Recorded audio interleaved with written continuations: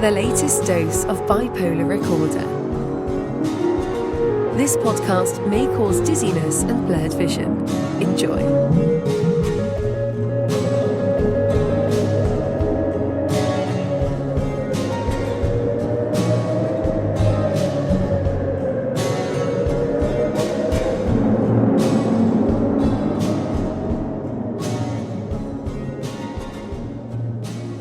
Hello, welcome back to Bipolar Recorder. This is Hunter Keegan, broadcasting from scenic Roanoke, Virginia. Summer is coming to a close and Halloween season is basically here. It's my favorite time of year. I've said this before on the show. We're also coming up on the 3rd anniversary of Bipolar Recorder's launch, so that's really exciting too. I wanted to release a quick status update on the official podcast for people who don't follow Bipolar Recorder on social media. A lot has happened with Bipolar Recorder over the summer, but I haven't been doing a super great job of releasing podcast updates, and for that I apologize. If you're not tuned in to our social media presence on Twitter/X in particular, I wanted to let you know that our vibrant peer support community on the X Spaces audio chat room feature is still going strong. This is where I've been investing most of my time with Bipolar Recorder lately. There are a couple of full-length podcast interviews that I've recorded and that I've been sitting on for a while. Both of them are with expert psychologists, but it's taking me a long time to edit and do post-production stuff for them. So for today, I just wanted to do this quick recording and provide some general updates on what's been happening and what you should be aware of at this time.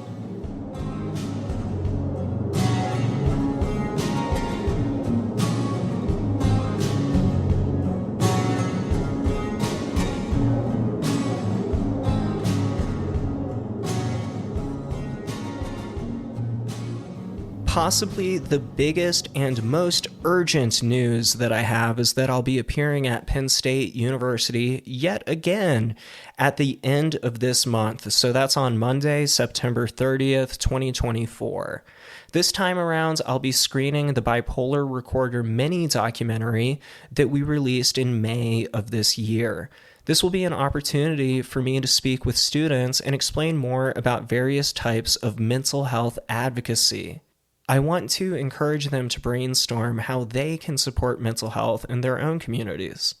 I'll also be taking a camera crew with me again to film some extra content for the project that we can release later on social media.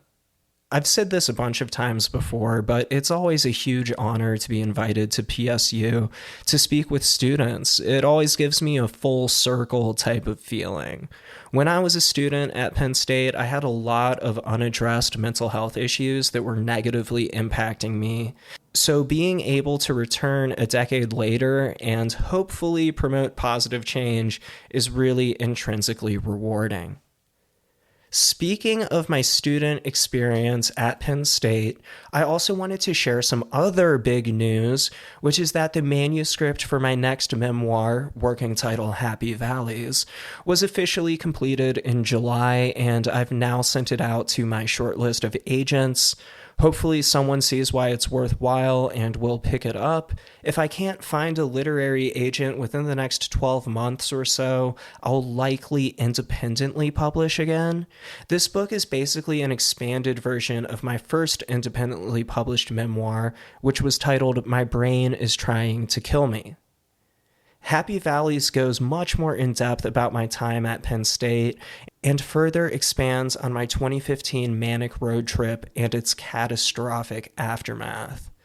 I'm really proud of it. I spent about 3.5 years working on the manuscript, so it's been a huge undertaking, and it's cool to have it nearing its final phases. In more personal news, I took some time to travel during the month of August.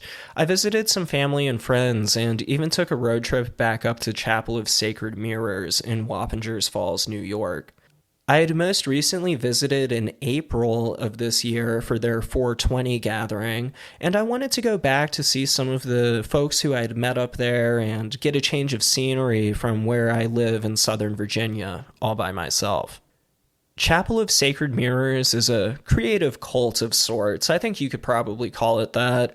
And it's organized by influential psychedelic artists Alex and Allison Gray. I've been following their work for quite some time, well over a decade now, so it's really cool to have the opportunity to actually meet and interact with them. On this trip, I also brought a couple of people from the Twitter/X community along with me. Steph Refo, aka Refo Madness, came along, and so did one of her friends. It's awesome forming real-world connections with people who you originally meet through virtual realms. I also spoke with Allison Gray for about a half hour and told her about the mini documentary, and she said she'd provide some feedback, so that's pretty cool. Whenever I get the chance to get my work in front of an established artist, I get super hyped.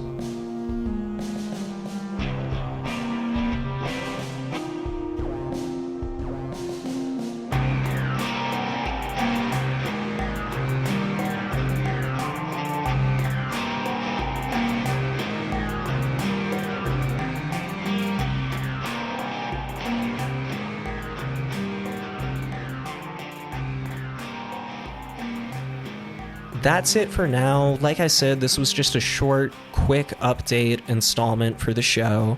If you've been following this project and it's enhanced your life in some way, we do need your support. This is an unsponsored, independent project that is fueled by listener donations.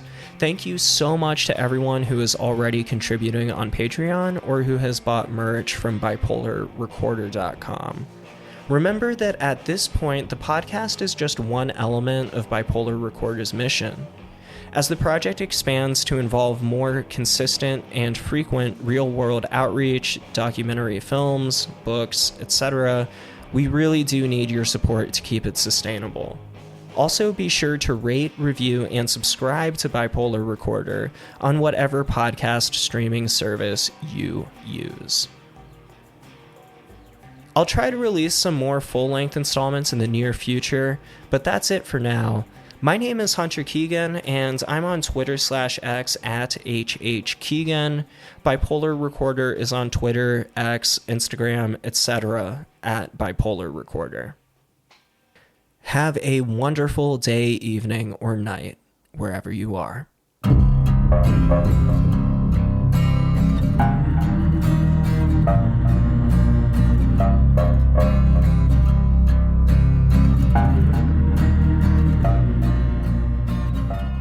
Bipolar Recorder is a listener-supported show. To help keep the show running, consider checking out our Patreon page or visiting bipolarrecorder.com. Unless otherwise stated, the hosts and guests on Bipolar Recorder are not licensed mental health professionals. Bipolar Recorder is not a substitute for therapy or professional medical intervention. If you are having a mental health crisis, please contact your local emergency services.